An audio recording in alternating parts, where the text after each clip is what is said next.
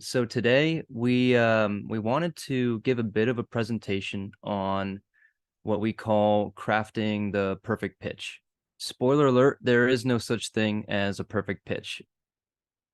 And structuring a bespoke pitch, we're going to go into this a little bit later, but it's important to, again, structure a pitch, the timeline, the content, etc., that you are going to understand all of the information that you are going to communicate to that particular audience member or audience.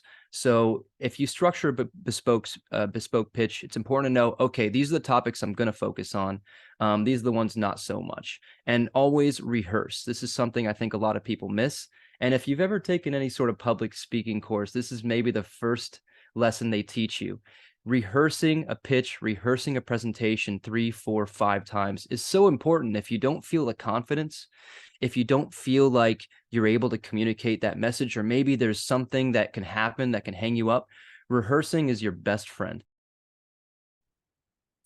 Request feedback after the pitch. Understand what you did well, what you didn't do so well, what you could work on.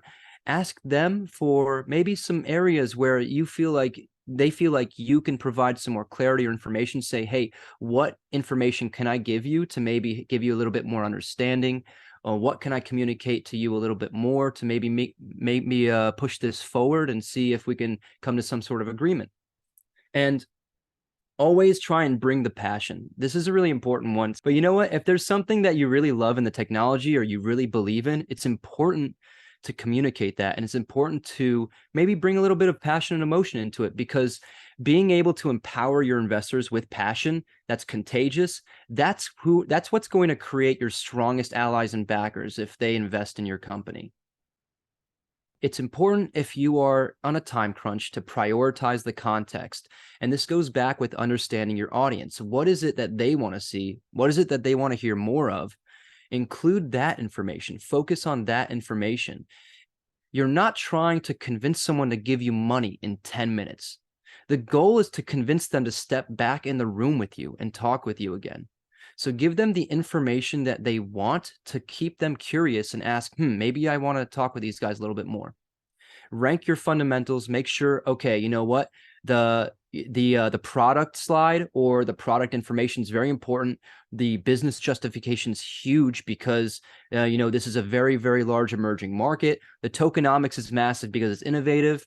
Prioritize the content in this way, and then create a story flow. Try and make sure that the pitch flows in a sort of sensical way, and never forget the most important thing. What are we selling?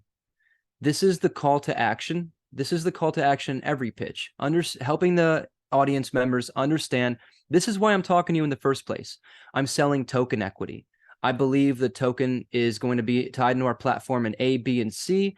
This is why the token's important. This is why I feel like I want you to join my team. And at the end, always push to try and lock down some next steps. Understand, okay, can we take this to another conversation? Is there something else that you guys want to talk about? What do you want to do for next steps? Build a connection. I think this is really important too, because a lot of times investor conversations maybe don't pan out. Very often they won't pan out, especially in this market climate. But it's always important to understand that just because maybe you speak with an investor and they aren't willing or they can't provide you a startup capital to develop your product, to start your company, it doesn't mean that connection's over. If you have a conversation with an investor or anyone in this space, you feel like, hey, you know what?